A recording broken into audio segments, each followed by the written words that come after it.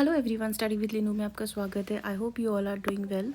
हम कंप्लीट कर चुके हैं हमारा chapter carbon and its compound. जिसने वीडियोस नहीं देखी है हमारे चैनल पर विजिट करके देख सकता है। आज हम एक्सरसाइज की कुछ क्वेश्चंस जो है इसको डिस्कस करने वाले हैं। स्टार्ट करने से पहले आप हमारे चैनल को लाइक करें, सब्सक्राइब करें, शेयर करें।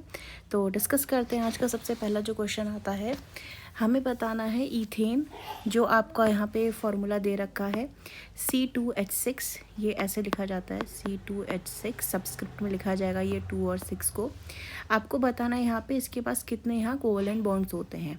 तो सबसे पहले हम कैसे लिखेंगे, यहाँ पे एक कार्बन है हमारे, ये एक कार्बन ये है हमारे पास, ठीक है, ये है, ठीक हो गया।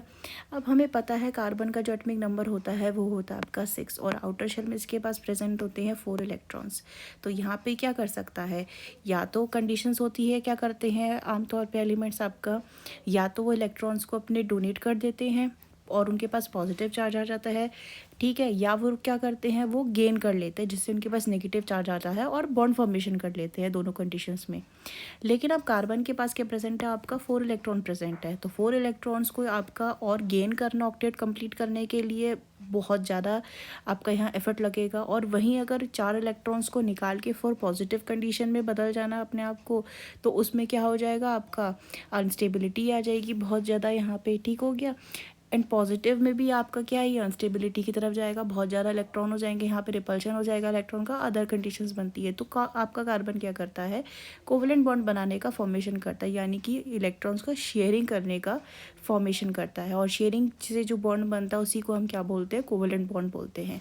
तो जैसे कि हम यहाँ पे देखेंगे हमारे पास 2 कार्बन है, इन 2 कार्बन ने एक एक इलेक्ट्रॉन की शेयरिंग से यहाँ पे एक सिंगल बॉन्ड बनाया है। अब यहाँ पे 2 कार्बन के बीच में एक बॉन्ड आ गया, बचे हमारे पास कितने हाइड्रोजन, 6 हाइड्रोजन बचे। अब एक कार्बन कितने बॉन्ड बना सकता है, टोटल 4 बना सकता है, एक ऑलरेडी बन चुका है दोनों का। तो अब कितने बचे यहाँ पे हमारे पास, और 3 बचे ना, यानी कि 1 2 3, 1 2 3। इसमें क्या अटैच हो जाएगा आपका, hydrogen hydrogen hydrogen hydrogen hydrogen. तो यहाँ पे टोटल कितने बॉन्ड बनाए, अगर हम यहाँ देखें तो बॉन्ड बने यहाँ पे हमारे पास 1 2 3 4 5 6 और 7, टोटल 7 बॉन्ड्स का यहाँ पे हमारे पास क्या हुआ है, आपका फॉर्मेशन हुआ है। तो करेक्ट आंसर क्या हो जाएगा, option number B. Next question की तरफ अगर हम यहाँ पे देखें तो आता है, हमको यहाँ दिया है ब्यूटेनोन, जो कि एक 4 कार्बन का कंपाउंड है जिसका फंक्शनल ग्रुप क्या है आपका, ब्यूटेनोन। ब्यूटेनोन का मतलब क्या होता है, यहाँ पे जो आपका सफिक्स दिया गया है वो है आपका नोन।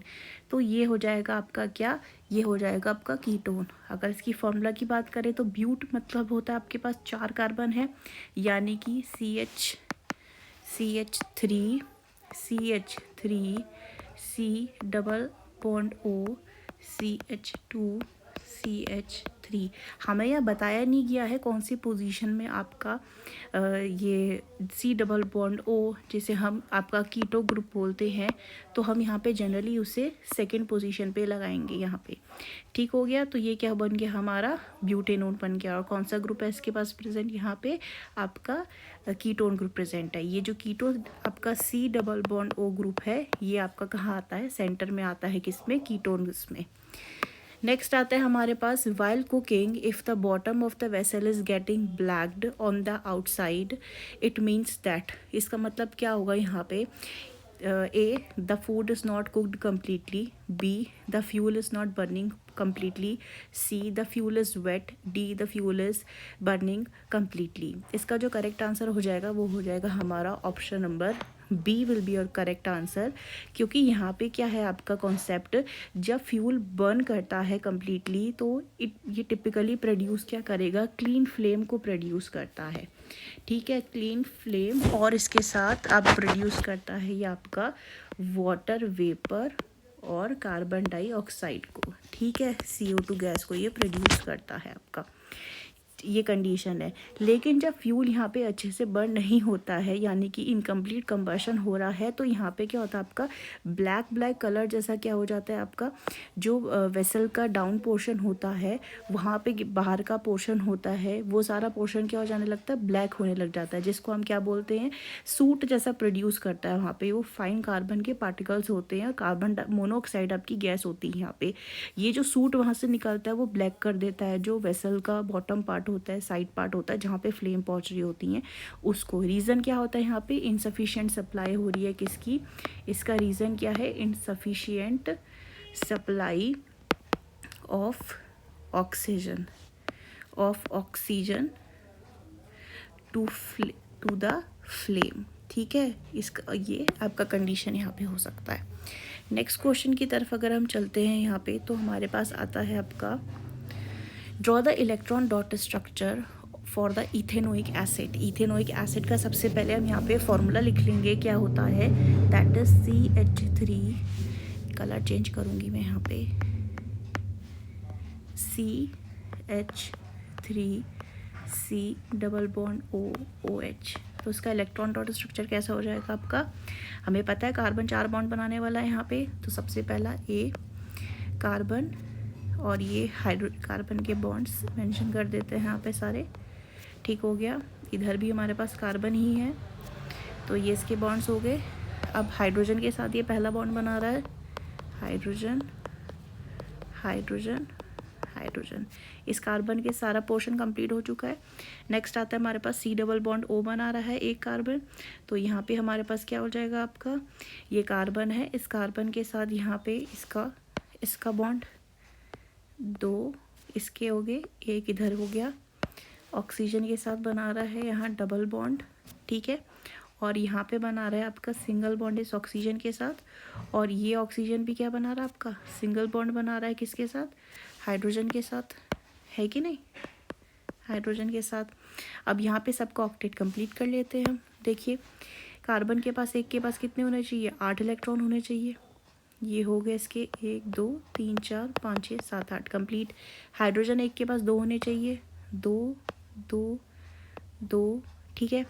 ये कार्बन सेकेंड वाले कार्बन के पास भी 8 होने चाहिए, तो 1 2 3 4 5 6 7 8 इसके भी कंप्लीट हो गए हैं, ठीक है। अब ये वाला जो ऑक्सीजन है, ऑक्सीजन के इसके बाकी के जो इलेक्ट्रॉन्स हैं 2 यहाँ पे चले गए, टोटल अब इसके पास कितने बचेंगे, 4 बचेंगे, 1 2 3 4 5 6 7 8 इसके भी कंप्लीट हो चुकी है ये, ठीक है। अब ये वाला ऑक्सीजन भी क्या है आपके हमारे पास, ये ऑक्सीजन के पास कितने हैं, 2 बॉन्ड बनाने में चले गए, बाकी कितने बचे, 4 बचे, तो ये यहाँ आ जाएगा लाइक दिस, ठीक है।